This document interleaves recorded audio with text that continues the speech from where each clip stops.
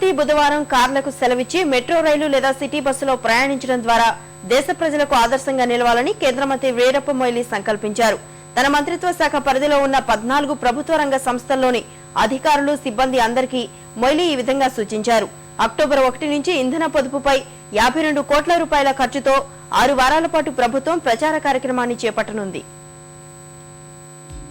చమురు దిగుమతుల కోసం భారీగా విదేశీ మారక ద్రవ్యాన్ని ఖర్చు చేయాల్సి రావడం, కరెంటు ఖాతాలోటుపై అది ప్రతికూల ప్రభావం చూపి ఆర్థిక వ్యవస్థ మందగమనానికి కారణమవడంతో చమురు వినియోగం పట్ల అవగాహనకు పెట్రోలియం శాఖ ప్రయత్నిస్తోంది. ఇందులో భాగంగా ప్రతి బుధవారం ప్రజా రవాణాలోనే ప్రయాణించాలని, వీలైనంత వరకు వ్యక్తిగత వాహనాల వినియోగాన్ని తగ్గించాలని ఆ శాఖ మంత్రి వీరప్ప మొయిలీ అధికారులను కోరారు.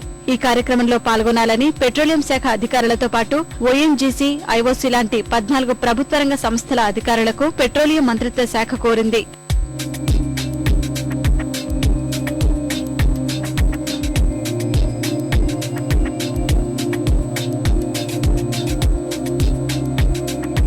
This is voluntary in nature, I can't force anybody, I cannot mandate anybody.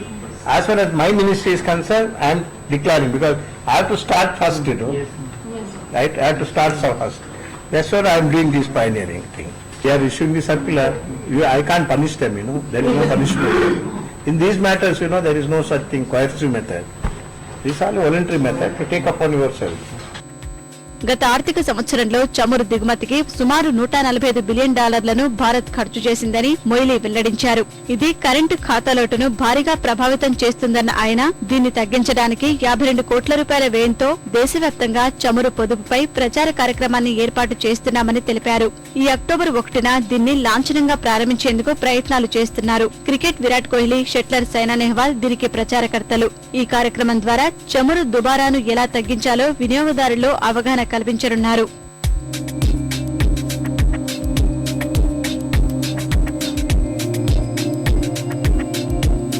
చమురు వినియోగం పట్ల వినియోగదారుల్లో పూర్తిస్థాయి అవగాహన తీసుకురావడానికి పత్రికా, టీవీ మాధ్యమాలను కూడా పెట్రోలియం శాఖ ఉపయోగించుకోనుంది.